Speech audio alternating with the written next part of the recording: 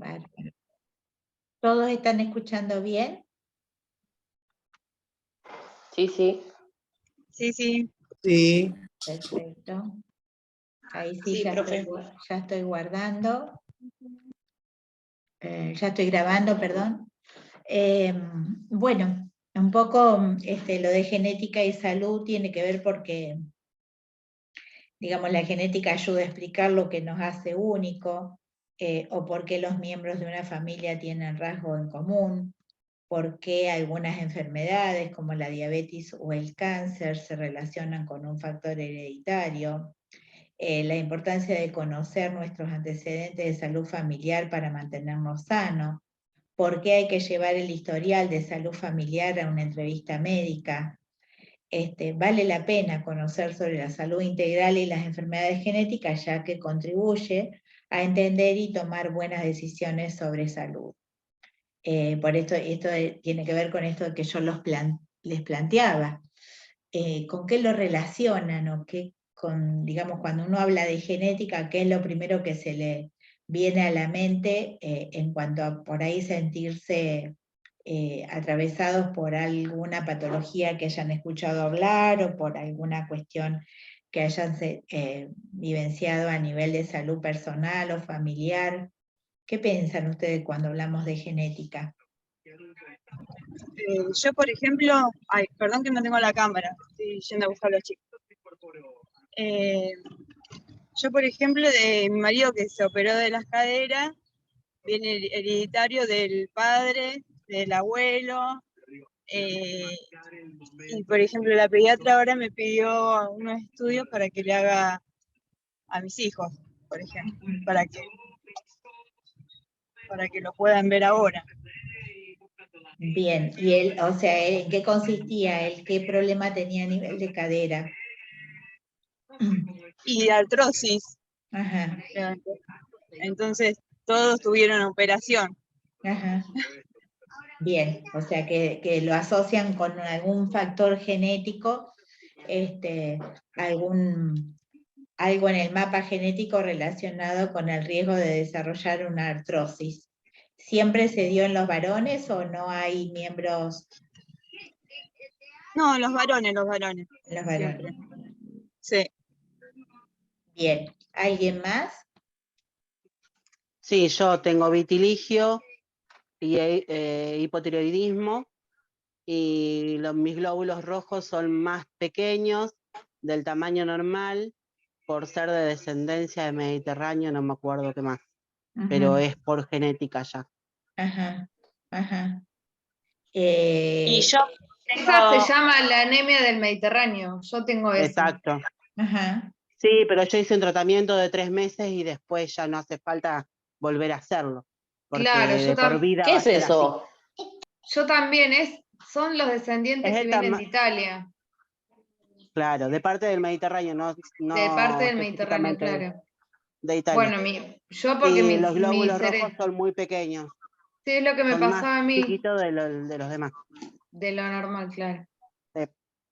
Yo hice el tratamiento también. Sí. ¿Y el tratamiento en qué consistió? En hierro, ácido Mucho fólico y hierro.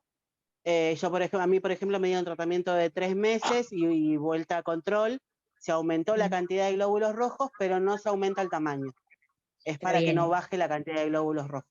Está bien. O sea, al tener menos tamaño y menos capacidad de transportar oxígeno, por lo tanto, necesitan más cantidad. Claro. Sí. Mis primas también tienen lo mismo.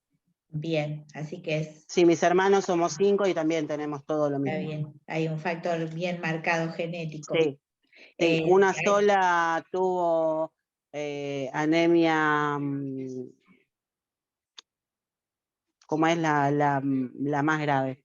Viene a ser. ¿Megaloblástica? Necesitó, no, ferropénica, Ajá, algo sí, así. sí. Y bueno, y estuvo con transfusión y tratamiento de hierro endovenoso, ella sí. Ajá. Pero después el resto, solamente con comprimidos, lo pudimos acomodar. Lo pudieron resolver. Después Sí, hay otra. Yo tengo primos que fallecieron por leucemia y tengo Claro. otra que se salvó de chica y hoy está re bien. Bien. Bien. Y después yo lo que tengo otros, también como mi mamá y todo eso, que sufren de artritis reumatoidea. Tengo una prima que tiene una enfermedad que no me acuerdo cómo se llama, que tiene como una bacteria en el músculo y que toma la pastilla Mestinón. Tiene miastemia gravis. Sí, pero ahí sí es por una bacteria, no es genético. No, eso no es genético, Claro. eso es una bacteria que le entró. Bien, bien. Después hay ahora que ustedes mencionaron lo de la anemia, hay una anemia que se llama anemia de célula falciforme, que es una anemia en la cual los glóbulos rojos tienen distintas formas. No tienen la forma de célula bicóncava como ustedes conocen, por lo tanto, al ser células irregulares, no tienen capacidad de transportar oxígeno. Y por lo tanto, hay episodios respiratorios bastante seguidos y hay que hacerle transfusiones, pero es más que nada de origen asiático. Sí. Sí, no, yo lo que te quería comentar, poner en mi familia, hay una enfermedad genética que se llama granulomatosis crónica. Viene heredada de abuelos. La cuestión es que es como dicen, las mujeres lo transmiten y los varones la padecen. A esa enfermedad. No tienen sistema inmunitario. Ajá. Lo que es simple para nosotros, una gripe, para ellos se transforma en una neumonía o más también. ¿Me entendés? Porque no tienen defensa en el cuerpo. Claro. Pero lo que pasa es que ¿cómo te puedo decir?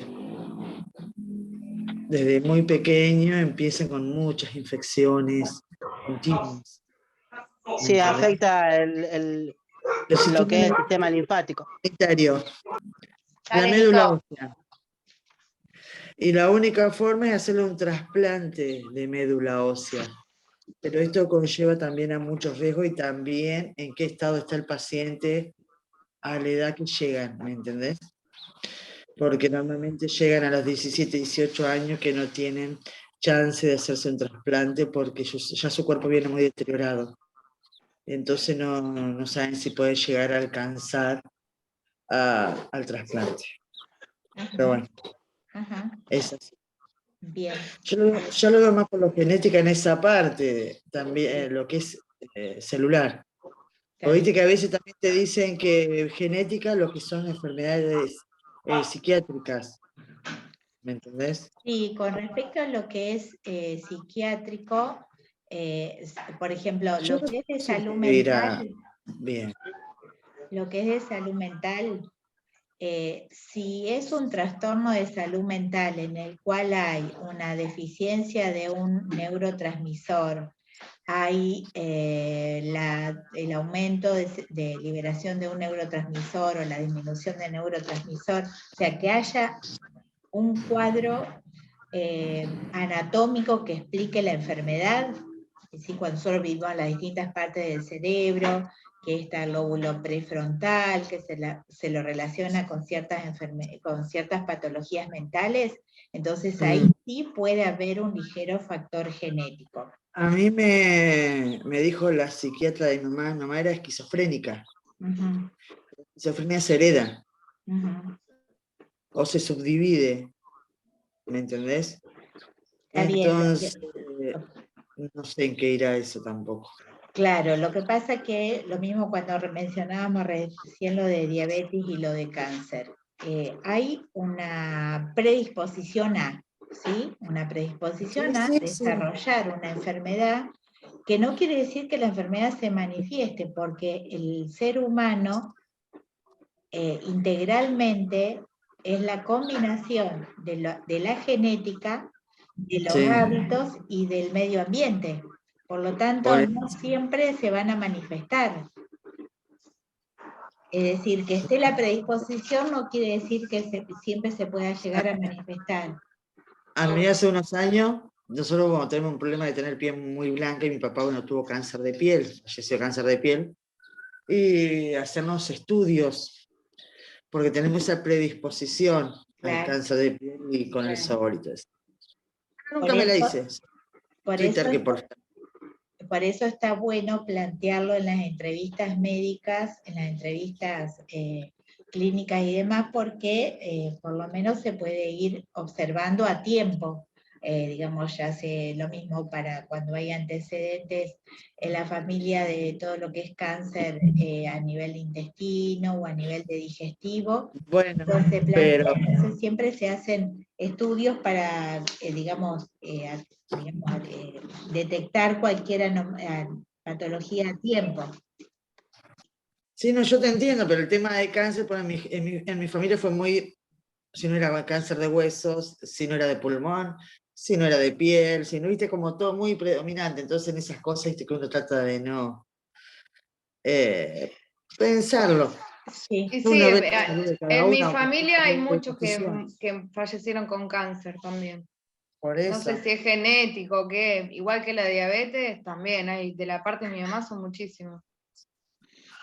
Por eso a veces si te pones a decir de todo eso, es como que, Sí. viste, te queda mejor tratar de Y mantenerlo después, más cercano. y Claro. después enfermedades autoinmunes en mi familia de las peores, así como mi prima, mi tía de morir con pénfigo, parecía que estaba quemada viva. Después otra abuela que tenía otra enfermedad en el corazón, que no me acuerdo cómo se llama en este momento, amilodiasis cardíaca. No las conozco, las estoy anotando para después leer No, un no, poquito. la enfermedad pénfigo esa, no saben lo que es. Hablo y se me eriza la piel de verla a mi tía gritando y llorando porque era como si estuviera quemada viva el cuerpo. Se le hacían como ampollas, como si Sí, estuvieras quemado. Laura, eso, Sí. hubo un paciente ahí en el hospital es terrible porque ni siquiera las sábanas se le pegan las sábanas. No, Es chicas, se horrible, me ¿no eriza sabes? la piel porque mi tía dormía Terrible. sentada y se le pegaba todo lo que Ay. le ponían, gritaba de dolor. Y es una enfermedad de una persona en 1.000.000, o sea. ¿Y tiene un factor genético? ¿A usted le suena que tiene un factor genético? Y yo la verdad que no sé, nunca la había escuchado y lo viví en carne propia de lo que era esa enfermedad. Además, el cuerpo se hincha y empieza a romperse la piel y larga líquido. Sí, se ¿Pénfigo se dematiza. llama? Pénfigo. Bien, yo me lo anoté. Sí, Después puede búscalo. Bien. ¿No se llamaba también la piel de seda? Al igual que los huesos de cristal. No, Me parece nosotros que también son pensábamos otras. que no, es diferente porque nosotros pensábamos lo mismo y los médicos nos dijeron que no. Lo que sí, no sé qué tratamiento hicieron ustedes, Laura, con ella. No sé, a mi tía al último momento le ponían plasma, pero no sabían qué porque nunca habían tratado a un paciente así acá en la zona.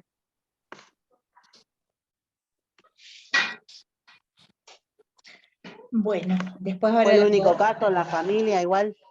Sí, la única.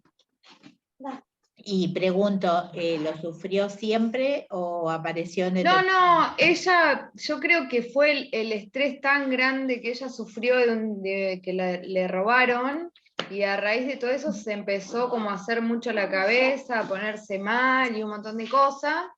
Y creo que la locura y todo eso la llevó a eso, porque empezó como si fueran unas ronchitas.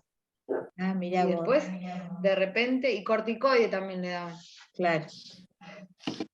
Bueno, Sí, ahí este hombre que estuvo internado también. Después le voy a preguntar a los médicos pues yo después me fui de clínica, pero después le voy a preguntar a ver qué tratamiento se le dio a ese hombre, porque también hacía 2 años que lo sufría y se había recorrido toda Argentina, dice, todos lados, había Cuando dermatólogos de todo tipo y no encontraban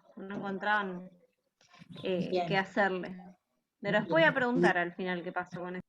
Y otra que te detonan alguna causa, algo, una razón que te detona la enfermedad, pero hay enfermedades que nacen ya con esa enfermedad. Claro, por eso a veces puede ser que tengan una predisposición a, O sea que está, ahora Es vamos a como ver dónde decir, puede estar el ese. entorno. Hay que ver los determinantes, como diríamos, Claro, social que tiene claro. cada persona y en qué, cómo convive y cómo vive. También, yo creo que también va en es como siempre, no sé, como hablas con personas, en la fuerza espiritual de cada uno, la forma de ser de cada uno, cómo es para ser, no sé cómo te decirte, pero Como que a veces tener posibilidades o no viste, más lo que es enfermedades psiquiátricas, pero también hay enfermedades que son genéticas que se detonan por algo. Claro, por eso que decíamos recién, que probablemente si había alguna predisposición genética a la situación de estrés, que puede estar vivenciada de una manera o de otra, dependiendo de las personas, puede desencadenar entonces en la patología. Otra de las cuestiones que se está estudiando mucho ahora y desde el área de neurocientífica también, es el tema de que probablemente dolencias o patologías o trastornos que uno puede sufrir pueden haber estado presentes en muchas generaciones atrás, no Atrás, sí. sin estar dentro Yo de... creo en todo eso, Silvia. Claro, sin estar el gen, pero como que hay algo, suponen que ahí puede llegar a haber algo de memoria en el Hola, buenas tardes. Hola, buenas tardes. Perdón, Silvia. No, está bien, ya te anoté. Bueno, Hay estábamos con personas que, ¿Cómo? a lo que voy, que hay enfermedades que es como una escalera, viste, que traspasa un escalón, una etapa, pero se sigue ahí dando. Poner por parte de que yo te contaba esto de granulomatosis crónica, eso lo han descubierto hace pocos años, porque mis hermanas le han fallecido a todas hijos, porque pasa en este caso que viene por la primera mujer de mi papá, ¿me entendés? Yo soy del segundo matrimonio. La genética viene por ese lado. Y en un tiempo a mis hermanos les fallecían los hijos varones. Decían en ese momento que era leucemia. Vos te imaginás, hace 40 y pico de años atrás, ¿viste? No estaba todo tan desarrollado y estudiado. Y después con el tiempo, hasta hace 18 años atrás, lo descubren desde muy chiquitos. Quiere decir que ya nacen con este tema. Claro. Se dan cuenta, decir, vos vas que pensás que es una simple gripe. Yo estoy en contacto con mis sobrinos, que son mis sobrinos nietos, ¿viste? Y es una simple gripe para uno. Y vos ves que es continua, la neumonía continua, todas las enfermedades así continuas, que bueno, esto lo conlleva que van al Garrahan y le hacen todos los estudios Claro. genéticos, y bueno, a base de esto es cuando esta enfermedad, el tema es que es una enfermedad que no, es muy raro que llegue a la adultez. Claro. Lo máximo que te dan hasta los 18 años. Claro. ¿Viste? Pero bueno. Sí, es la realidad. Silvia, con lo que usted hablaba, hay una serie en Netflix que muestra sobre eso que se llama Mi Otra Yo. Si lo quiere mirar o alguno lo quiere mirar, no, habla de eso. Me la recomendaron y estoy leyendo el libro. Este dolor no es mío, que menciona la serie. Que habla justamente. Sí, está muy bueno. Yo creo en todo eso. Yo soy re espiritual. Sí. Hay mucho para leer y para pensar.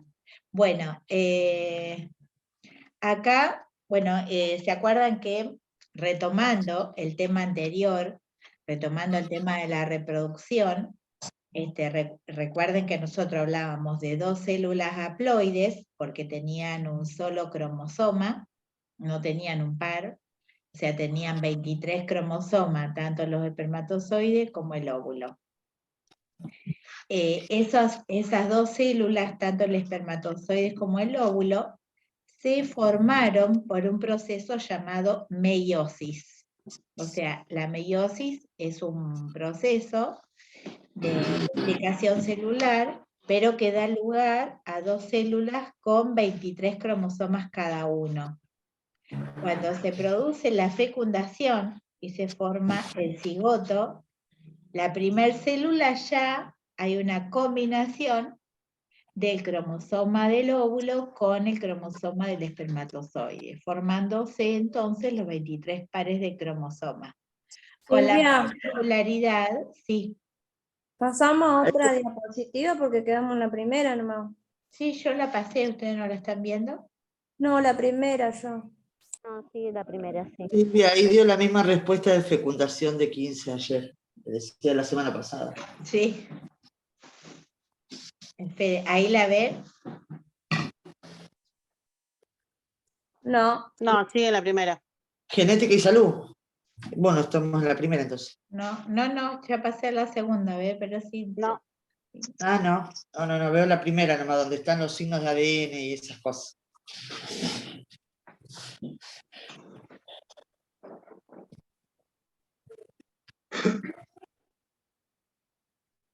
Ahora sí. Ahora sí. Sí, ¿qué ocurría con la fecundación? Bien. Entonces decimos que en la fecundación se unen los dos núcleos, cada uno con 23 cromosomas, y se va a formar un núcleo con 23 pares de cromosomas. Ahora hablamos entonces de una célula diploide, con la particularidad que cada par de cromosoma contiene características del óvulo y contiene características del espermatozoide. Digamos, es ahí donde ya empieza a haber un entrecruzamiento de características genéticas que van a determinar los rasgos del nuevo ser, del recién nacido. Ahí es donde todo mi familia. Ahí es donde ¿qué? Ahí es donde toda mi familia nace colorada y pecosa. Sí, bueno, ahí porque hay que ver cuál es del par de cromosoma, cuál es la característica dominante, viste que hay características dominante y recesiva, bueno, se manifiestan las características dominantes.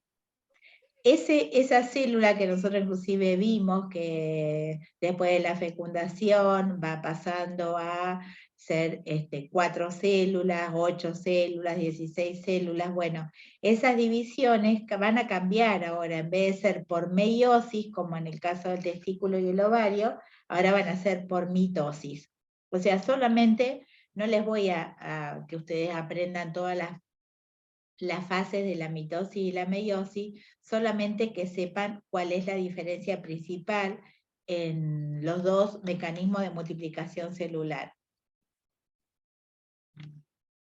Estas dos diapositivas ya estaban, volví a tomar las mismas para no marearlos demasiado. Entonces acá esto justamente muestra durante la meiosis cómo es decir, a partir del proceso de espermatogonia, se van a formar los espermatozoides que se formaron por división de células, por lo tanto la cantidad de cromosomas se dividieron a la mitad, ¿sí?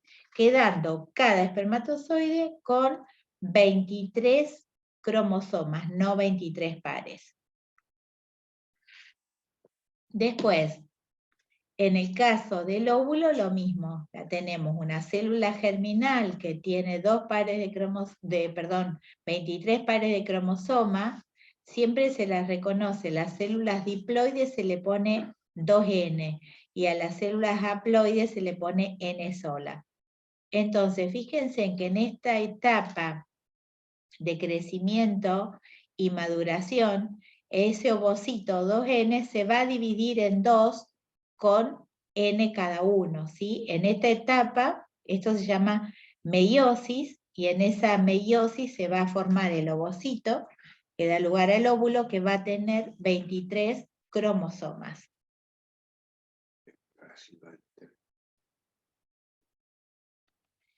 En cambio, la mitosis, que la mitosis se va a producir cuando crece el cigoto, se va a producir cuando tenemos que reponer células epidérmicas, se va a activar cuando tenemos que renovar los glóbulos rojos, cuando, bueno, ese proceso de multiplicación celular, no importa que no sepan toda la fase, pero fíjense que en esta imagen creo que está claro. Acá tenemos una célula con un Profe, número. seguimos viendo a la diapositiva 2.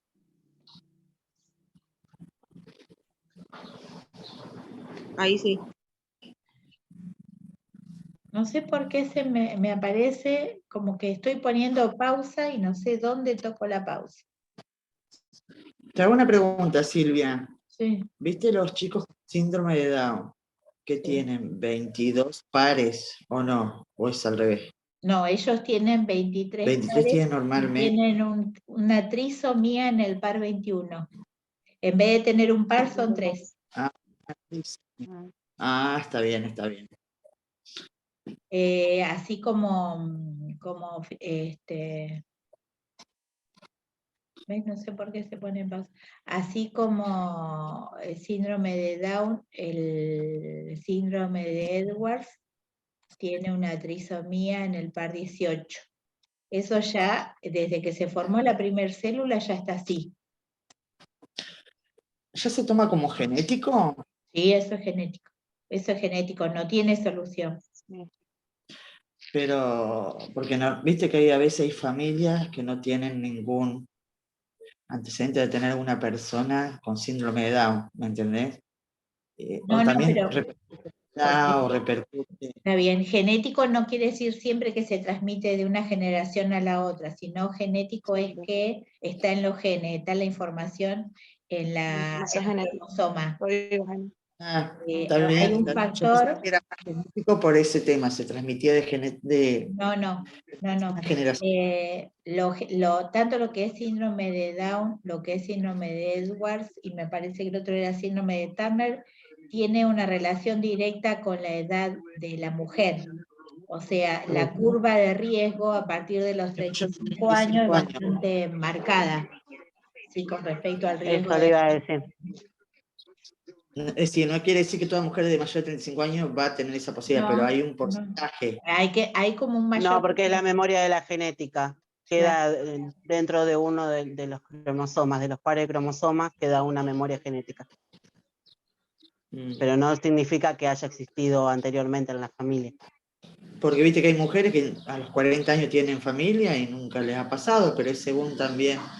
Sí, o sea, yo, por ejemplo, a los 40 años tuve un síndrome de Edwards, que no sobreviven, y a los 42 años tuve un hijo que tiene ahora 18 años, totalmente normal.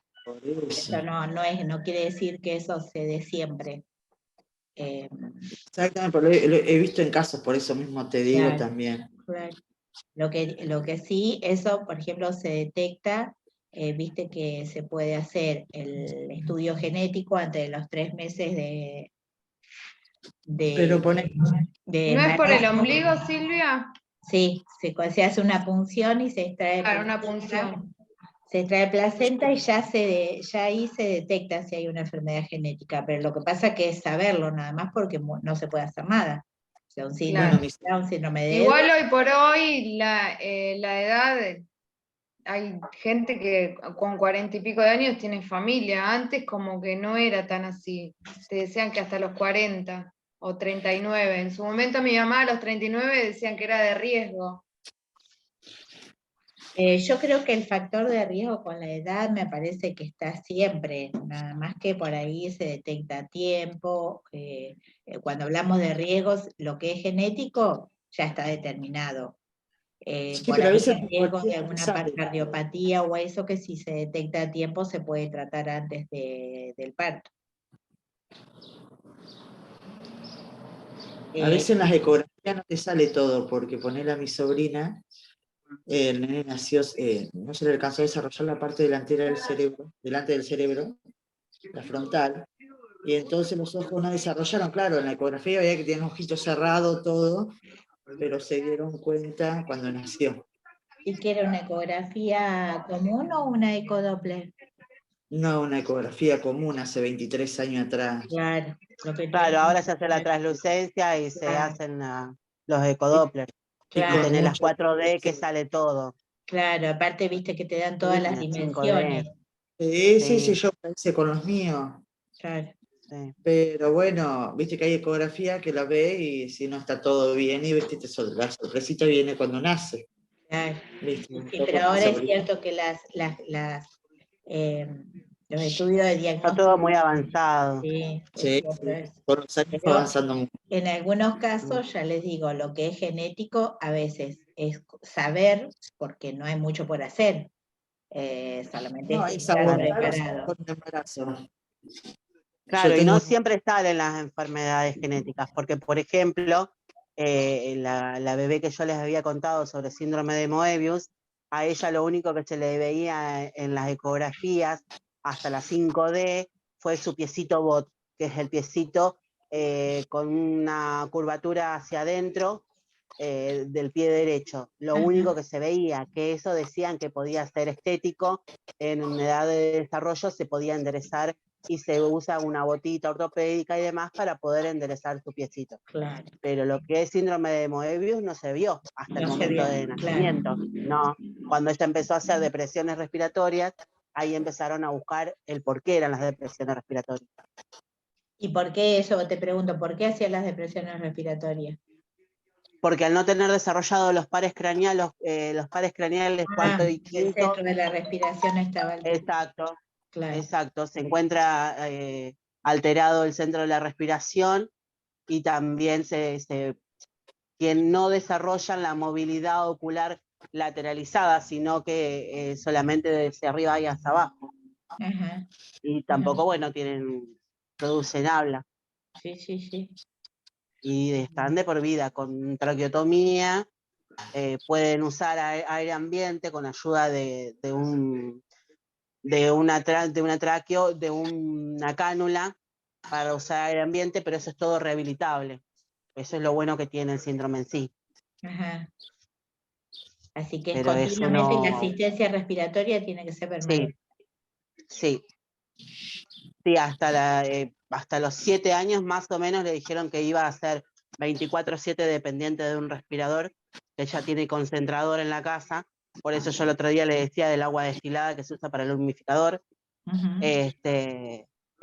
Después tiene, está con botón también por alimentación, con botón gástrico para alimentación, que se da la leche, se le da por gravedad, en jeringa de 60 en su momento, y ahora la alimentación también se la están pasando por gravedad.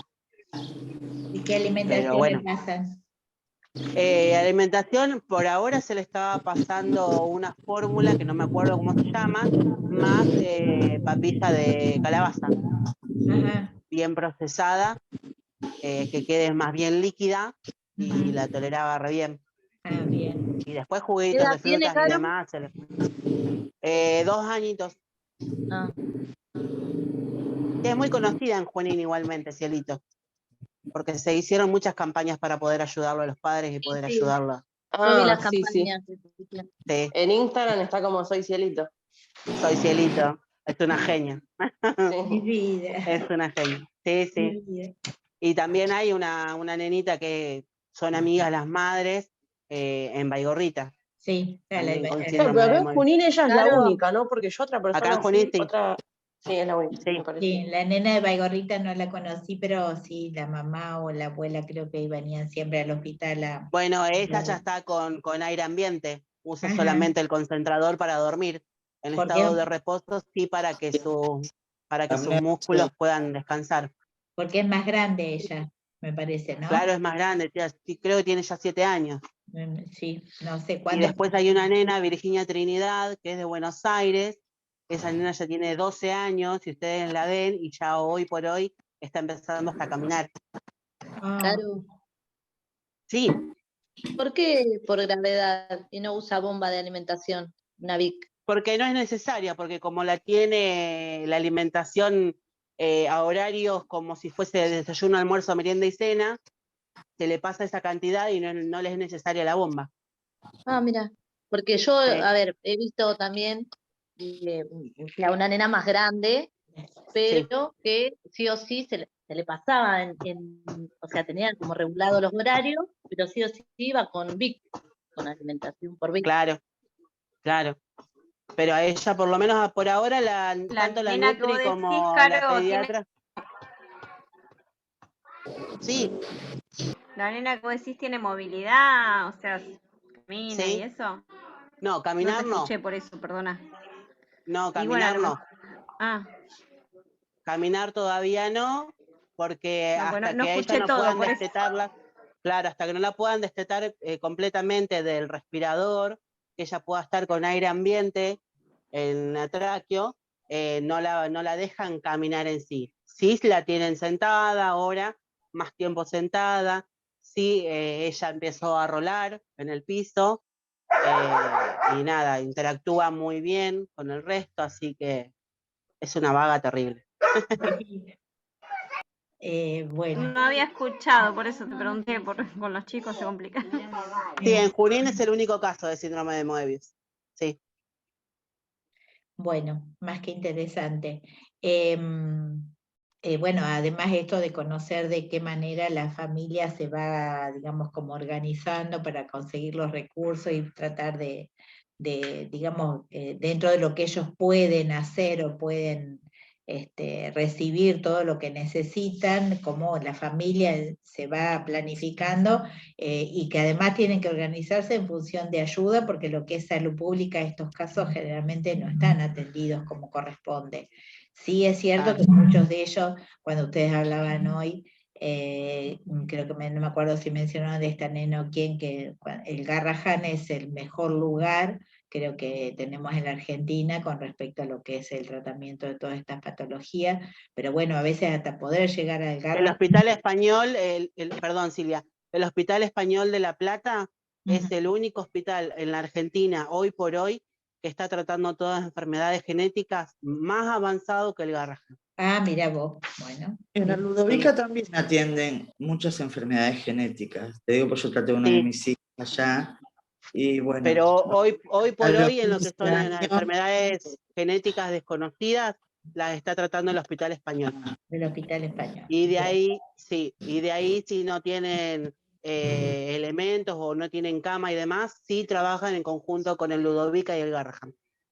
Bien, porque además la cuestión es, digamos, atenderlo en esos centros de salud y después garantizar que cuando vuelven a su lugar, por lo menos poder continuar con la mejor atención posible y digamos, los controles necesarios y todo en el lugar que puedan estar. Digamos, en algunos casos hay que ambientar en la casa un lugar propio para esos chicos.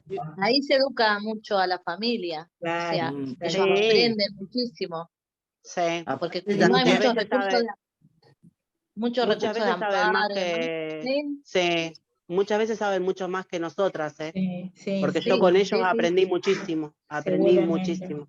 Sí, y además Mm. tiene que haber algún apoyo psicológico también porque Sí. digamos, no pueden bajar los brazos, o sea, No. así que bueno. Lo más triste de todo fue que como el caso de Cielito acá en Junín no lo conocían y no era tratable, acá en Junín si se quedaba, con el perdón de la palabra, la dejaban morir. Ella acá no le daban vida. Entonces cuando la tuvimos internada en la terapia del hospital, las enfermeras nos decían, no, déjala porque esto no tiene solución, ya está. Entonces yo le decía, le digo, no es así. Digo, porque es una enfermedad, no es una enfermedad, es un síndrome rehabilitable y ella puede vivir muchísimos años. Me dice, bueno, seguí teniendo tu creencia, me decían las enfermeras del hospital, yo me quería morir, porque yo las conocía, aparte de las chicas también. Digo, no me podés hablar así. Me dice, eso es porque vos te aferrás a la nena. Le digo, no es así. Entonces, cuando vienen los padres a relevarme, le digo, ¿sabes qué? Llama al director del hospital, porque ellos tenían mucho contacto con el doctor Guillermo del hospital, el director. Digo, llamalo a Guillermo y decirle que ya te reciba Cielo. Porque si vos te quedás un día más con Cielo acá en Junín, te la van a dejar morir. Y es por eso que hoy por hoy está viva. Bien, sí. En este caso, por ejemplo, porque muchas veces pasa que, por ejemplo, desde tu conocimiento, Caro, vos pudiste insistir y a lo mejor, pero hay muchos casos, muchas familias en las cuales no hay conocimiento y se quedan con lo que dicen en el lugar donde están. El Garrahan en su momento, no sé si ahora lo mantendrá, pero el Garrahan tenía en su momento un grupo que hacía telemedicina, entonces uno podía comunicarse, mandar todos los estudios, por ejemplo, de algún niño que estuviera afectado de alguna dolencia, ellos lo analizaban, se reunían creo que semanalmente los profesionales del Garrahan, y entonces después te llamaban y te decían dónde podías ir con ese problema que estaba transitando. Claro, eso yo iba a decir, acá en el hospital también pasa. O sea, eso también tiene que ver el médico, qué solución le puede dar, o sea, investigar en qué en otra institución se puede derivar al paciente y que lo atiendan como corresponde. Claro, exactamente. Sí, porque hay muchos hospitales que ponen por derivación, no te atienden, excepto que sea muy... Claro, exactamente, ese es el tema también, que llegar sin una derivación no es fácil. Bueno, excepto que tengas que ir a una guardia, ponerle ahí en el Garrahan una guardia, y bueno, que ahí directamente... Estás por la guardia. Y ahí... Acá yo lo único que puse de mitosis es solamente que entiendan que son 4 fases, más la interfase, y fíjense en la particularidad. Hay un momento en el cual los cromosomas se tienen que multiplicar por 2, o sea que llega un momento en que la célula tiene 46 pares, ¿sí? Para que en la fase siguiente esos pares empiecen a separarse y se formen 2 células que tienen 23 pares de cromosoma. O sea, en la meiosis se generaban 2 células haploides y en la mitosis se generan 2 células diploides, ¿sí? O sea que en todas las células del organismo se multiplican por mitosis. Las células sexuales son las únicas que se multiplican por meiosis.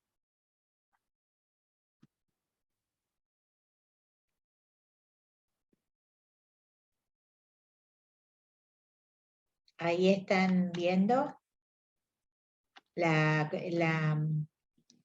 Sí. Sí, listo.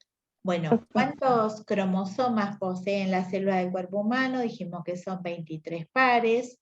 22 de esos pares se llaman autosomas porque tienen más o menos el mismo aspecto tanto en hombres como mujeres, pero el par 23 es el que determina la sexualidad, ¿sí? Digamos, el par que determina si es XX corresponde a la mujer, si es XY corresponde al varón. Si uno pudiera ver la imagen de un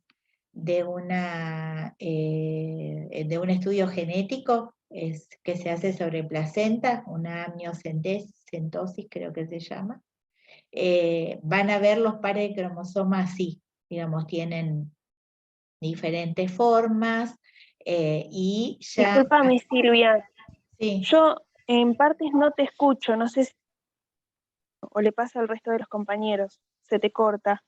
Quizás soy yo, no lo sé. Yo escucho bien. ¿Los demás? Se escucha perfecto. Sí, se escucha bien.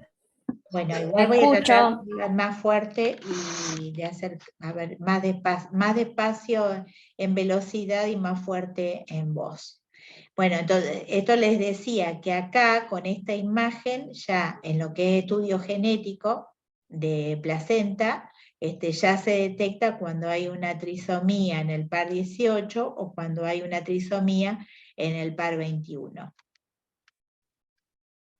Bueno, esto es una imagen del tipo de célula humana, como para que entiendan dónde están esos cromosomas. Están justamente en el núcleo, rodeados por la membrana nuclear, y esta particularidad de estas son las características de lo que se llama célula eucariota, porque tienen justamente el ADN protegido con la membrana nuclear, a diferencia de la procariota que no tiene membrana nuclear, ¿sí? El ADN, o sea, los cromosomas están en el núcleo.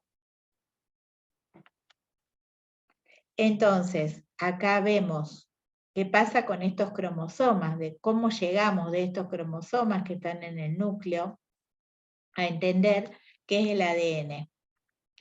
Si ustedes se fijan, en el cromosoma, en realidad, ¿qué hay? Una cadena de ADN enrollada, que es muy larga.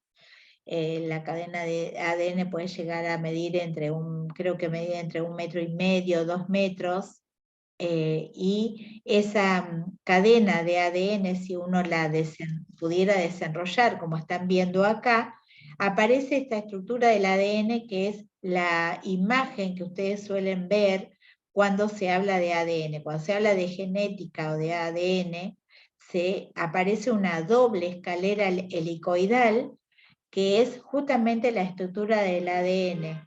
Es decir, lo que se planteó históricamente era cómo adentro de estos cromosomas tan pequeños y en esta molécula de ADN estaba toda la información que tenía que ver con las características de un individuo. Por eso, digamos, se fueron realizando diferentes estudios para conocer con respecto al ADN, pero no está acabado, por eso se continúa siempre en estudio y avanzando en todo lo que tiene que ver con estudio del ADN y la relación con la genética de las personas. Bueno, ¿qué es importante? Porque la pregunta era cómo una molécula de ADN determinaba las características de un ser. Entonces, acá los componentes de ese ADN eran principalmente azúcares. Hay una desoxirribosa en el ADN y una ribosa en el ARN. Esto no les voy a pedir nunca que sepan hacer la estructura de una desoxirribosa y de una ribosa, solamente que sepan que el ADN tiene una desoxirribosa y el ARN tiene una ribosa. El ADN y el ARN son las dos moléculas relacionadas con el código genético. ¿Qué otro componente tiene la cadena de ADN? Los otros componentes son bases nitrogenadas, que se llaman, en el caso del ADN, timina, adenina, citosina y guanina. Y en el caso del ARN, lo que cambia es que en vez de timina hay una base que se llama uracilo. Entonces, uracilo, adenina, citosina y guanina. Y después el grupo fosfato, digamos, esos serían los tres componentes.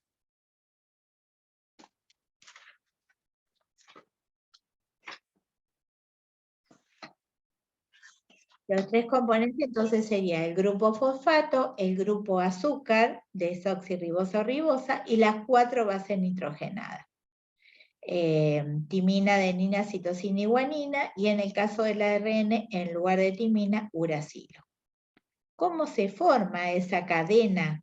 Fíjense en que esto que ven acá es lo que está acá. Digamos, la cadena se forma por la unión de estos llamados nucleótidos, ¿sí? Que se unen varias veces. Lo que va a cambiar es cuál es la base que se une, ¿sí? ¿Cuál es la base que se va a encontrar en cada uno de esos nucleótidos que van a formar la cadena?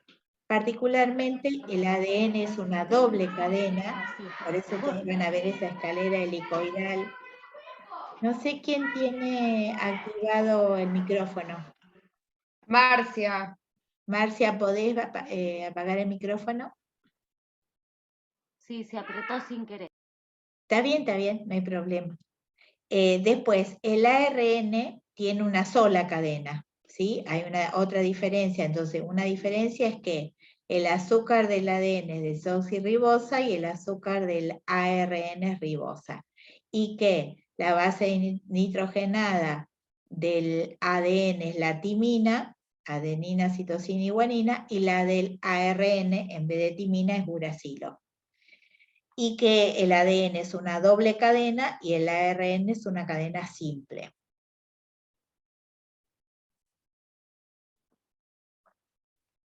Entonces, acá, bueno, está nada más que para que vean cómo se forma, porque además de formarse esa doble cadena, digamos, adopta una estructura helicoidal, es como si fuera una escalera, pero retorcida, ¿sí? Con la particularidad que no se puede unir cualquier base con cualquier otra base, sino que hay una complementariedad de bases, de tal manera que la adenina es complementaria con la timina y la citosina con la guanina, ¿sí? Esto se llama complementariedad de base. Adenina con timina, citosina, guanina.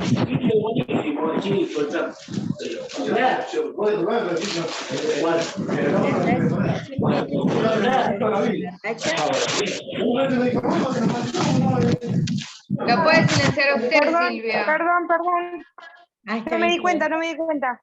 No, yo porque tengo que, o sea, no estoy viendo ahora todas las pantallas porque estoy mostrando la diapositiva. No, me conecté con los auriculares y justo nada, apreté, Está perdón. bien, ¿Hace Natacha, mucho que no lo hay tengo problema. activado?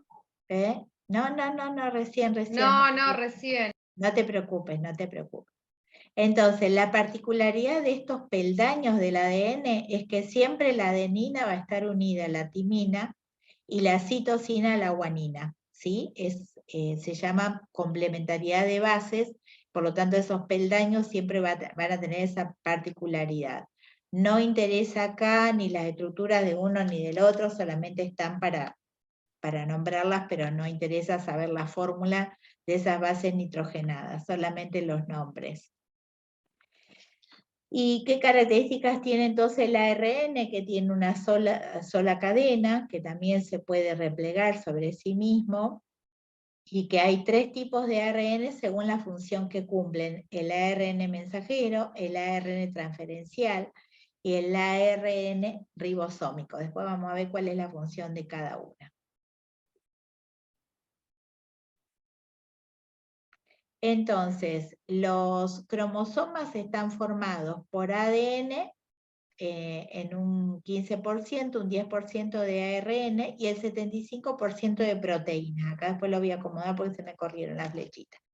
Al producirse la división celular por mitosis, cada cromosoma se duplica en una copia exacta de sí mismo. Los cromosomas están formados por unidades llamadas genes responsables de la transmisión a la nueva célula de cada característica específica. Los genes son porciones de ácidos nucleicos. El ADN, que tiene esa estructura de cadena helicoidal, se desenrolla cuando se tiene que producir la multiplicación del ADN para producirse la multiplicación celular. Entonces la cadena se desenrolla, se unen nuevas bases y cada molécula de ADN va a dar lugar a 2 moléculas de ADN con características iguales. Este cuadro que está acá es un cuadro que tiene que ver, es un cuadro de triple entrada, no les voy a explicar a ustedes cómo o sea, se los voy a explicar, pero no voy a pretender que ustedes lo sepan. En el código genético, ¿qué se determinó? Que cada 3 pares de base, o sea, cada porción del ADN formado por 3 pares de bases, iba a determinar cuál era el aminoácido que se unía para formar la proteína. Es decir, el ADN tiene la información para la síntesis de cada una de las proteínas del organismo. Para sintetizar esas proteínas, ¿cómo se establece ese código genético? ¿Cómo se lee? ¿Cómo se transmite? Se transmite a través de 3 bases nitrogenadas. Entonces, cada base nitrogenada, cada triplete de base nitrogenada va a estar asociado con un aminoácido, ¿sí? Es decir, que el código genético va a ser la relación entre la secuencia de bases del ADN y los aminoácidos en las proteínas. Entonces, para que haya una síntesis de proteína, ¿qué tiene que pasar? Primero se tiene que desenrollar el ADN, después tiene que copiarse las 2 cadenas de ADN hijo, ¿sí? Por lo tanto tenemos 2 moléculas de ADN iguales, pero ¿qué pasa? La molécula de ADN no sale del núcleo, por lo tanto el ARN mensajero, y por eso recibe ese nombre, va a leer al ADN y va a salir del núcleo. Ese proceso se llama transcripción, la lectura del ADN, del mensaje que tiene, del código que tiene el ADN, lo lee el ARN mensajero, sale del núcleo, llega hasta el ribosoma, que es donde se forman las proteínas, y el ARN transferencial se va a encargar de ir armando la cadena de la proteína con el aminoácido correspondiente de acuerdo a la información que trajo el ARN desde el núcleo leyendo al ADN. Es decir, acá tenemos el ADN, ¿sí? Esta es la molécula de ADN. Solamente está resaltado acá las bases nitrogenadas, ¿sí? Y cómo están unidas. Se empiezan a abrir esas bases nitrogenadas y el ARN mensajero se acerca para leer. Cuando lee por complementariedad de bases. El ARN lee al ADN y después sale del núcleo. O sea que el que está saliendo acá del núcleo es el ARN que leyó al ADN. Va hasta el ribosoma y junto con el ARN transferencial empiezan a sintetizar la proteína. ¿Sí? De esa manera el código genético determina cómo se va a formar esa proteína. Un error en el ADN, ¿sí? Volvemos otra vez atrás, un error acá en el ADN porque se mutó la cadena de ADN, porque puede ser mutación, puede ser de lesiones, pierden una base, bueno, cualquier factor que puede alterar el ADN va a determinar un error en la lectura del ARN mensajero y un error en la proteína que se va a formar. Y la proteína va a cumplir en forma defectuosa o no va a cumplir la función que tiene que cumplir. Sí, Malena, decime. Profe, ¿y si no son compatibles, no entra el ADN? Si no son compatibles, ¿quién? O sea, El ARN ¿cómo es? con O el usted se le ADN. tiene... Claro, exactamente. Y porque la compatibilidad la va armando el ARN. El ARN está todo desarmado y se va a empezar a armar, se va a empezar a unir nucleótido por nucleótido para complementar al ADN. O sea, estos nucleótidos están sueltos en el núcleo y el ARN lo empieza a formar de acuerdo a la lectura que tiene que ser del ADN. Por lo tanto, la complementariedad la construye el ARN mensajero para leer correctamente y salir del núcleo con la información correcta. Ah, está bien, no me había quedado claro. Claro. Bueno, si uno tuviera una imagen, todo eso que yo les expliqué está pasando con una cadena de ADN que es así como ustedes la ven acá. Digamos, una cadena de ADN es muy larga, pero solamente lo que se ve de la cadena de ADN es esto, tiene un ancho de 23 nanómetros, el nanómetro es 1000 millones de veces más chiquito que el metro, por lo tanto, o sea, es admirable saber cómo llegaron a descifrar cómo era el ADN a partir de una estructura tan pequeña. O sea, inclusive empezaron a proponer modelos de ADN sin poder verlo. Solamente se podían proponer de acuerdo a lo que veían de su comportamiento.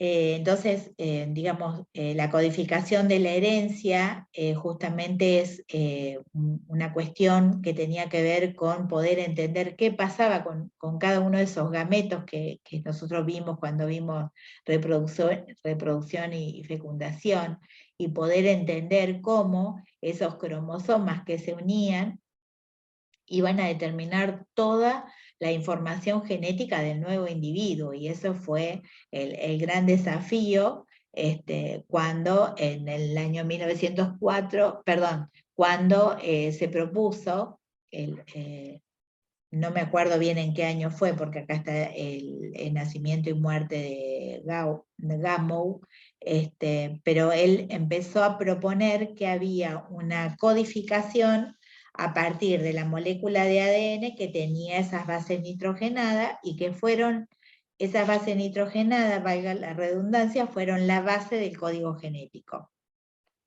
Digamos, esa combinación de las distintas bases y recombinación de distintas maneras daba lugar a la gran cantidad de proteínas, a la síntesis de la gran cantidad de proteínas que tenemos en el organismo. Digamos, a partir de la confirmación del código genético, se trató de identificar cada una de las bases que aparecían a lo largo del ADN y cómo cada uno de los genes determinaban una característica de cada ser humano. Por eso se empezó el proyecto Genoma Humano. El proyecto Genoma Humano es un proyecto en el cual se trató de descifrar el mapa genético humano, ¿sí? Es decir, es saber dónde está cada gen relacionado con cada una de las características del ser humano, o inclusive detectar que había genes que no tenían ninguna función específica.